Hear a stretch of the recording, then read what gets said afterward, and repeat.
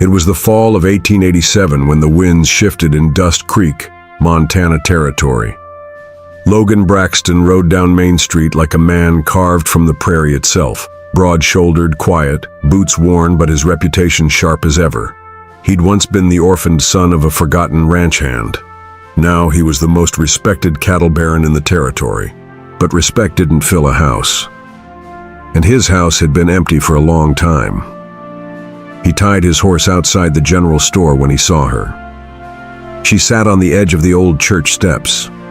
Her dress was threadbare, her shawl pulled tight. And beside her were two little girls, no older than 5, huddled close, their cheeks red from cold and silence. Something in him jolted. Recognition.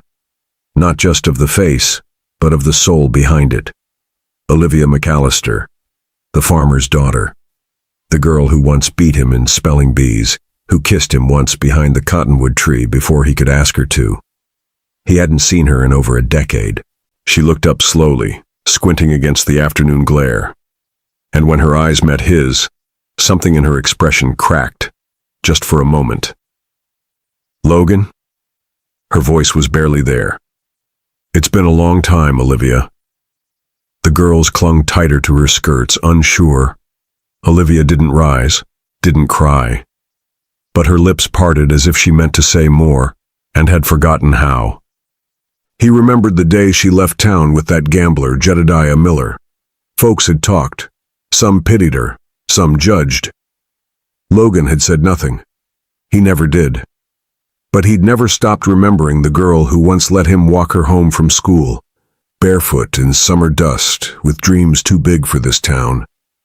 And now she'd come back, with nothing but silence, her children, and eyes that no longer dreamed. Logan didn't ask what had happened in the years between. Not yet. Some answers weighed more when spoken too soon. So he simply offered his hand. And Olivia, after a pause that felt like a decade, placed hers in his.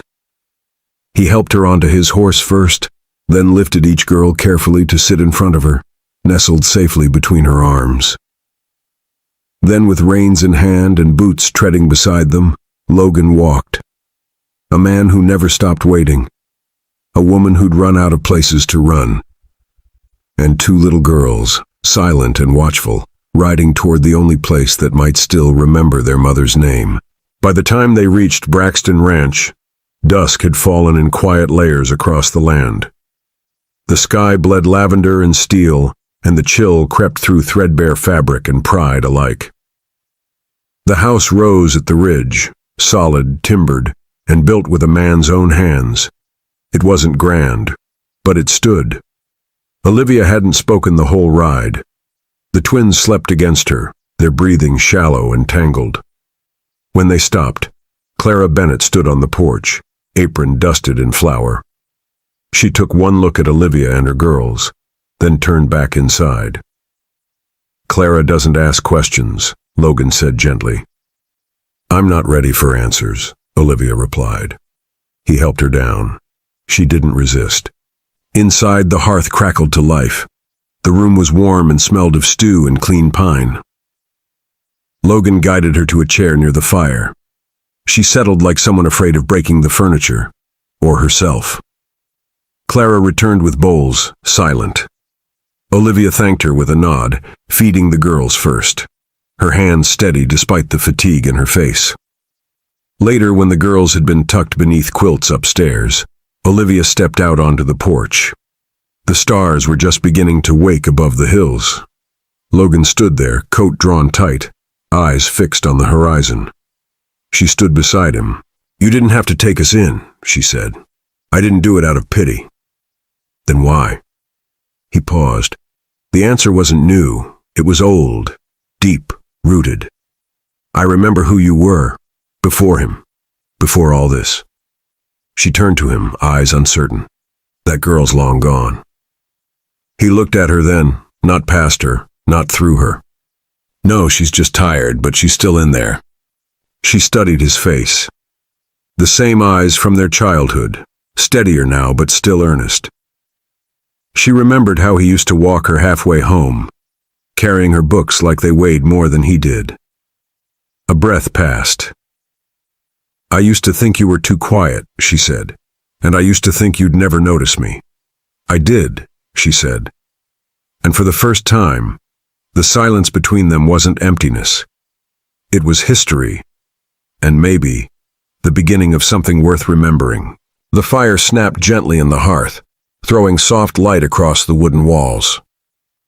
Olivia sat in the rocker, her shawl wrapped tight, the girls asleep upstairs, their dreams sheltered for the first time in years.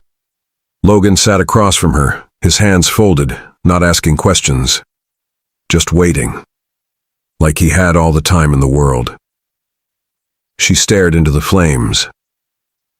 "I thought about this room more times than I can count," she said softly. "Wondered what it would look like if I had made a different choice." He didn't answer. She wasn't speaking to be comforted. She was speaking to be heard. "I was 19 when I left," she said. "Jed had all the charm, all the fire. Said he'd take me somewhere I could be someone. I thought I needed to be more than the girl who helped her father mend fences." Her eyes darkened.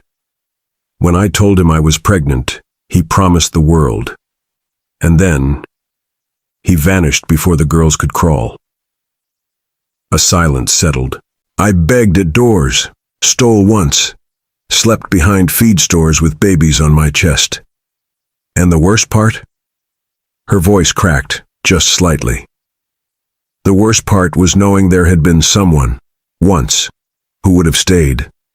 She looked up at him now. "You." Logan's jaw tightened. "I thought of that kiss," she continued. "Under the cottonwood. I thought of your hands carrying my books. You never asked for anything. And I didn't see you for what you were. Not then." He leaned forward, voice low. "You were chasing light, Olivia. I don't blame you for not noticing the lantern already burning." Tears welled, not out of sorrow, but recognition. "I don't want your pity," she whispered. "You don't have it," he replied. "What I feel for you has never been pity." She reached for her cup but didn't drink. "Then what is it?" "Love," he said, like the word had always been there, waiting for its moment. She didn't recoil. She just nodded once. "I don't know if I can be that girl again," she said. "You don't have to be," he replied. "You're more now." And the fire between them glowed not with heat, but with hope, because the truth had been spoken. And love, long buried, had finally risen to meet the light. The sun rose different at Braxton Ranch. It didn't just break the darkness. It warmed bones. It coaxed breath. It reminded Olivia what stillness felt like after years of bracing for the next storm. By the third day, she was rising before Clara. She tended the fire, brushed the girl's hair, and set bread to rise using old instinct, not memory. The girls played with fence posts and shadows, laughter blooming like wildflowers. She refused to be idle, helped Clara mend seams, took to the garden like someone claiming her own plot of earth. One morning, Logan passed her in the barn. He paused when he saw her up on a ladder, patching a leak near the rafters. "You always climb this high without asking?" he asked. She looked down with a smirk. "You always question the woman who fixes your roof?" He nodded, amused. "No, just surprised." She grinned. "Get used to it." Later that day, she found herself at the fence line with Logan, helping him pull taut a length of sagging wire. Her fingers worked quickly, efficiently. "You always this handy with fence posts?" he asked. "My father raised a daughter, not a doll," she replied. There was quiet admiration in his eyes. But it wasn't just the work that stitched her into the place, it was the rhythm. The small nods from the ranch hands. The way Clara set out 4 cups instead of 1. The way the girls fell asleep in real beds, deep, dream-heavy sleep. That evening, Olivia stood on the porch again, the sky bleeding red across the pasture.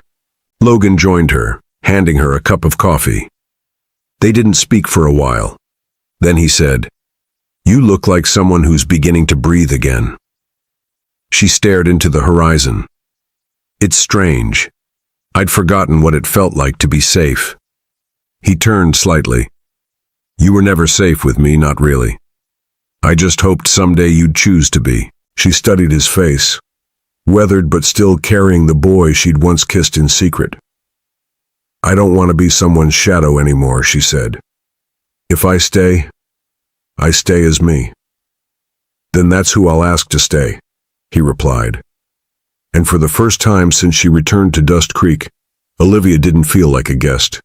She felt like part of the land again, like she belonged, not because of who she'd been, but because of who she had become. Dust Creek never forgot a face, especially not when that face wore a gambler's smirk and smelled of bourbon and cheap luck.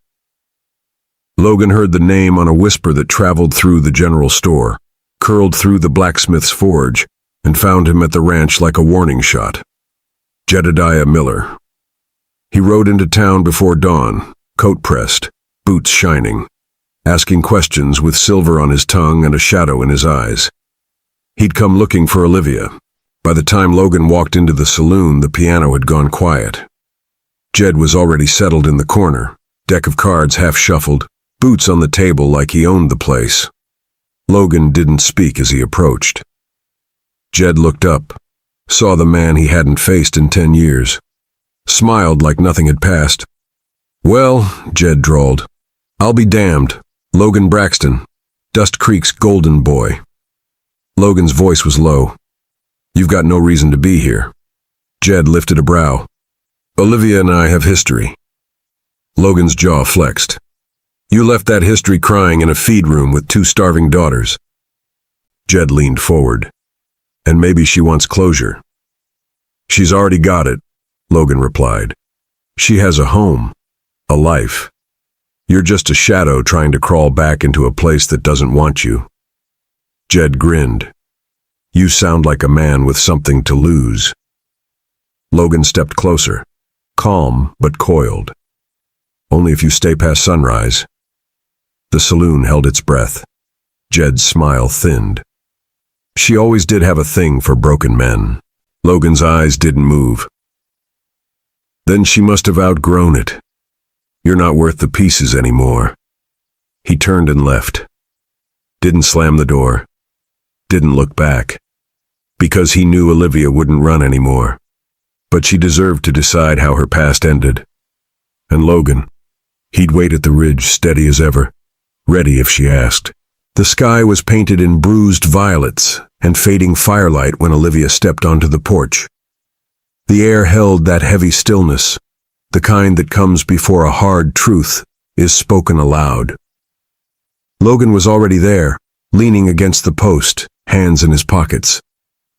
Jed's in town, he said. She didn't flinch. I know. I told him he's not welcome. She folded her arms. You didn't think I could handle him? I know you can, Logan said, but I couldn't stand by and say nothing. She looked out across the ridge. He left me with nothing but 2 crying babies and a name no one would hire. You think I haven't imagined this moment 1,000 times? Logan turned toward her, eyes steady. Then face him. Say what you need. I won't stop you. She nodded slowly. I plan to. There was a pause. Then Olivia said, softer now. Back then, you were the only one who made me feel seen, like I was more than what folks said I should be. And you were, he replied. You still are. She met his eyes. Do you still think about that kiss? Under the cottonwood. He smiled faintly.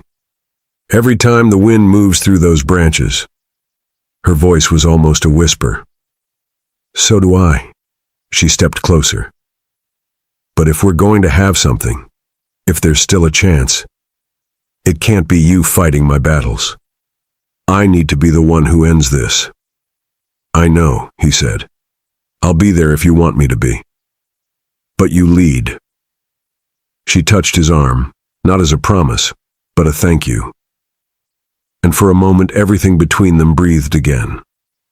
Not like it had before. but like it was ready to become something new. Olivia didn't tell Logan she was going.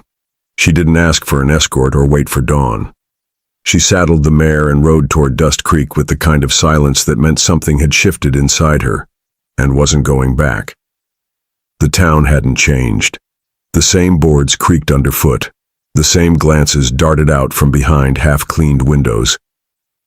But Olivia walked straighter now.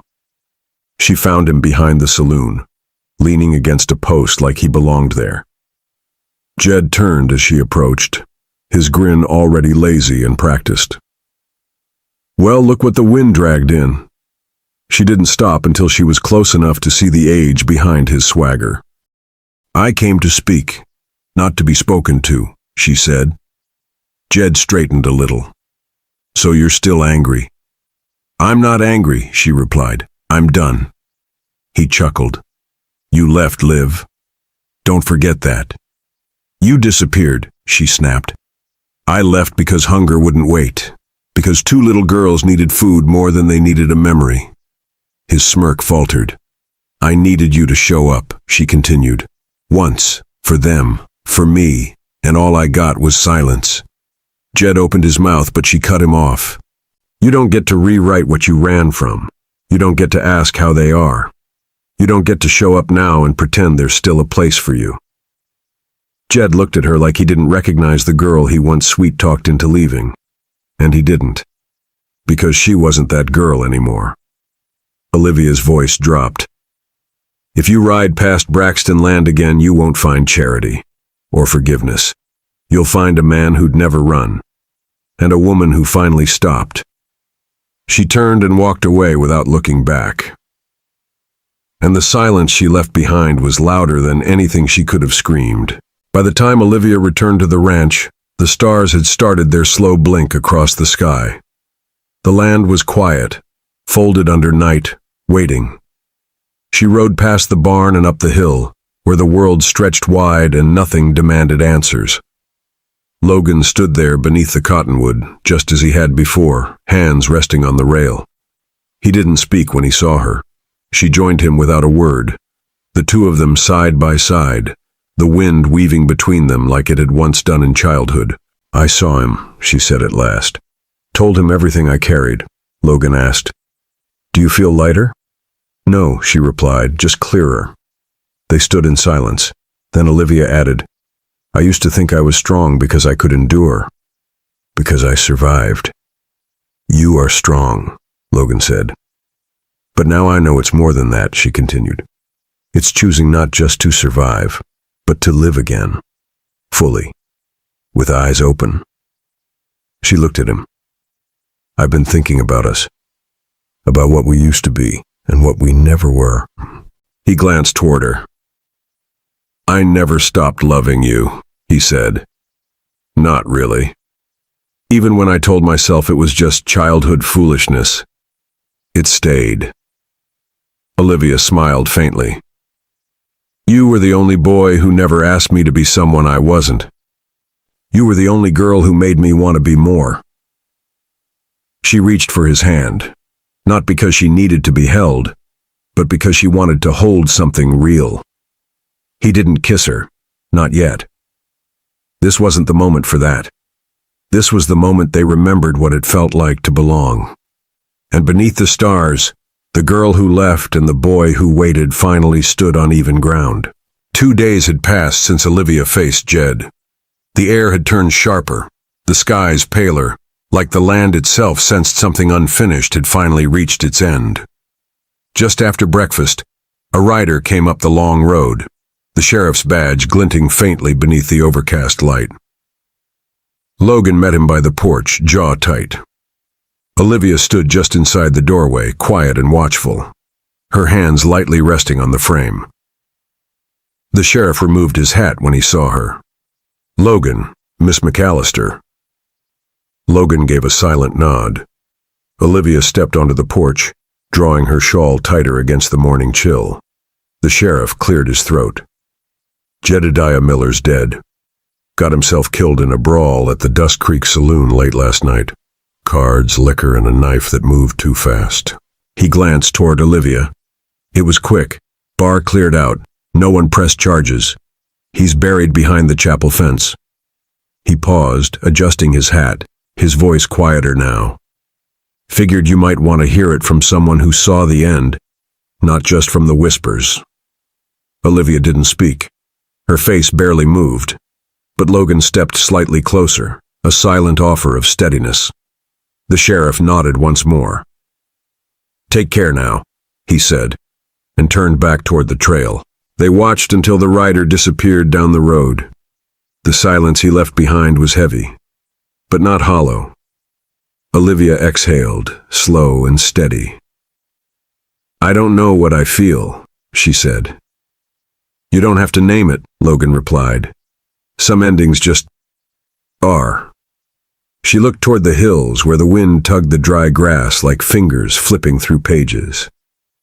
"I think," she said softly, "I'm finally ready to start over. On my own terms." Logan met her gaze. "And I'll be here when you do." The days that followed passed in quiet rhythm. The ranch breathed, the earth warmed, and something between them began to settle. Not just safety, but peace. The twins helped Clara bake cornbread and folded napkins with the intensity only children gave to small things. Olivia rose each morning with purpose, brushing the girls' hair, tending to the chickens, stitching new curtains with fabric Logan had ordered from town. They didn't speak of Jed again, because closure doesn't always come with ceremony. Sometimes it comes in the form of days well lived. Weeks passed, and with each sunrise, the house no longer echoed. It hummed, not with ghosts, but with life returning, in measured, grateful steps. And when Logan came in from the field one afternoon and found Olivia humming softly while patching a saddle blanket, he knew. Not all things were healed, but they were ready for something new. The wind had a different weight that evening, lighter somehow, though winter crept close. Olivia stood on the porch, her shawl around her shoulders, watching the shadows stretch across the ridge. Logan came from the barn, wiping his hands on a rag, something small and silver in his grip.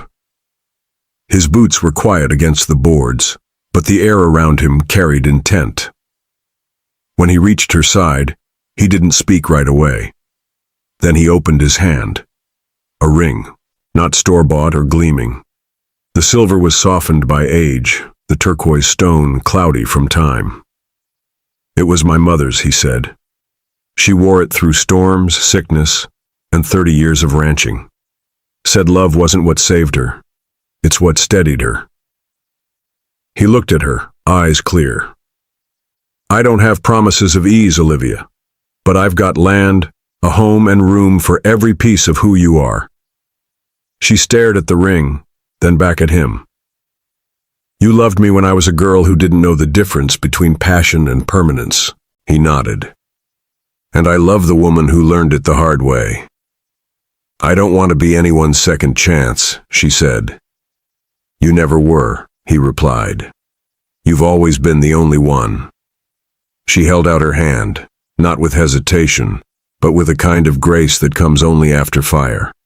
As he slid the ring onto her finger, she said, "Then yes. Not because I need it, but because I choose it." The wind curled around them like a vow spoken in the language of the land. And for the first time, Logan didn't just feel like a man with a home. He felt like a man with a future. The cottonwood behind the Braxton house had stood through floods, droughts, births, and burials. But on this morning, it bore witness to something gentler, something quietly powerful. A beginning. No church bells rang, no parade of finery.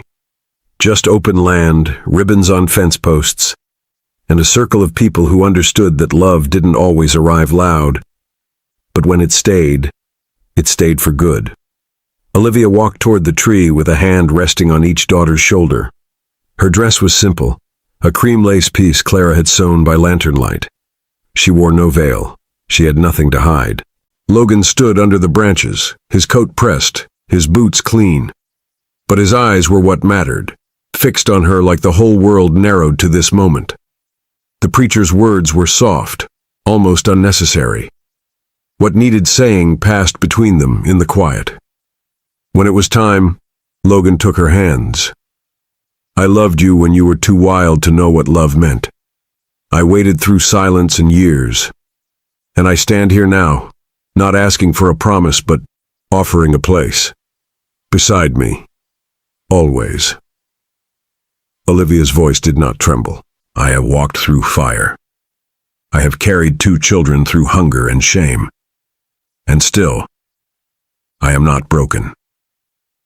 I choose this life and this man, not because I have nowhere else to go, but because I believe in what we can build from what we have endured. He slid the ring back onto her finger, worn and perfect. And then they kissed, soft, certain, not like in storybooks, like real people who had lived. And when the girls ran to their sides, giggling, braids bouncing, the cottonwood rustled above them, not in farewell, but in approval. Dust Creek didn't change that day, but 2 hearts did. And for the first time in a long while, home didn't feel like a place they were trying to return to. It felt like a place they had finally made, together.